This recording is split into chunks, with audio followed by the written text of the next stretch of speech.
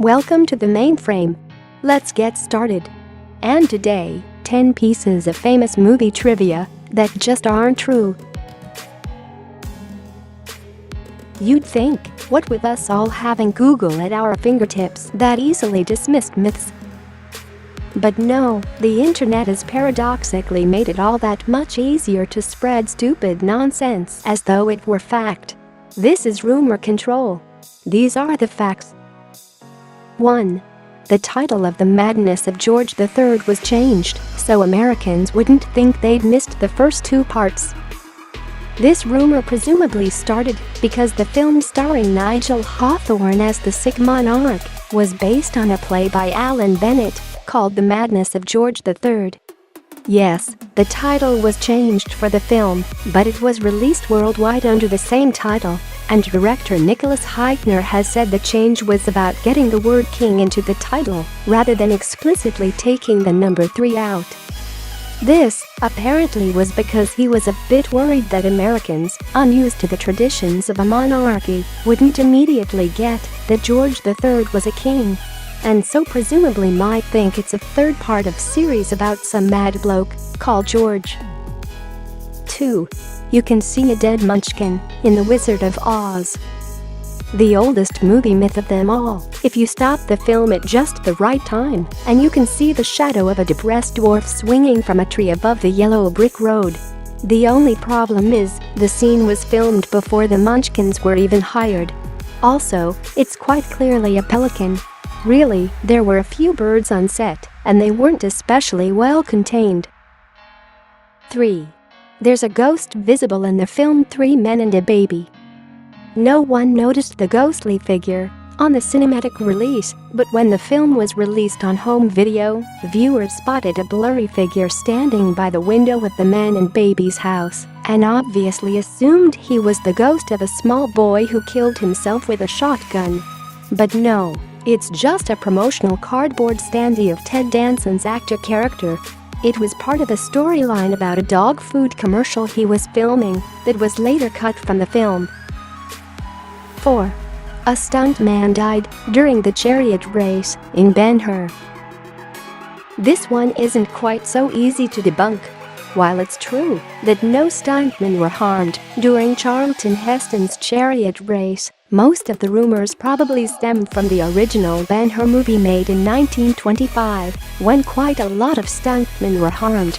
It was a nightmare shoot from start to finish. Horses were shot, real fights broke out, people were set on fire, and one rider was crushed to death during the hellishly violent chariot race scene. 5. People who saw the first moving picture of a train ran out of the theater screaming. Remember the first time you saw a 3D movie? You probably looked at whoever you were sitting next to and said, "This is cool, isn't it?"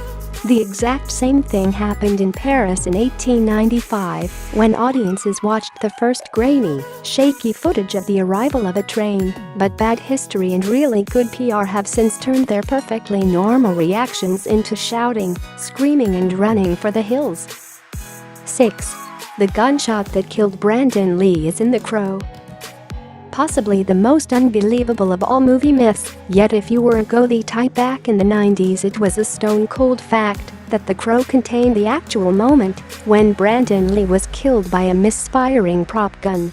The real footage was turned over to the police for investigation, who concluded that it was a horrible accident and not an elaborate murder plot by the Chinese mafia, as some idiots still believe.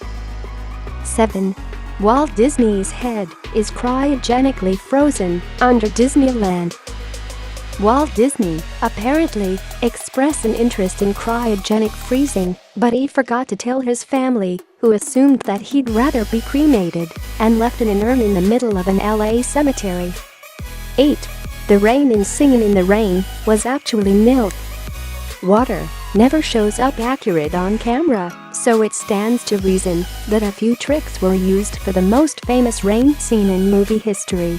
Giant arc lamps were brought in to backlight the sprinklers. Gene Kelly spent so long perfecting the same puddle splash that he ended up singing with the 103 degrees Fahrenheit fever. Milk, though, was never added to the water to make it more visible. According to the director Stanley Donen, quote, "There have been a lot of stories about how we put milk in the water so you could see the rain. It's not true." End quote. 9. A Japanese woman died looking for the Fargo money. Fargo isn't a true story. It's an easy mistake to make, particularly as the opening line literally reads, "This is a true story." So when Takako Kanishi lost her job in Tokyo, booked a holiday to Minnesota, downed 2 bottles of champagne and decided to kill herself in a snowdrift, the press thought that her death was just too Coen-esque not to be related to the film, even though she left a suicide note in her hotel. Lies were told, myths were believed, and families were devastated, but at least we got a really good indie film out of it, Kumiko, the Treasure Hunter. 10. The MGM Lion killed a bunch of people after shooting the ident. It's a great story. Alfred Hitchcock was filming a ferocious lion for the famous MGM logo when 2 burglars broke onto the movie set. The animal looked at the camera, roared with rage, and jumped out of frame to rip the crooks to shreds. The truth is a bit less great. Hitchcock had nothing to do with this. A total of 17 lions have been used for the ident over the years, and none of them have ever ripped anything to shreds. In fact, the first one, which was used from 1924 to 1928, didn't even bother roaring. This brings us to the end of this video. Thanks for watching, and please subscribe for more videos like this, only from The Mainframe. Have a good day.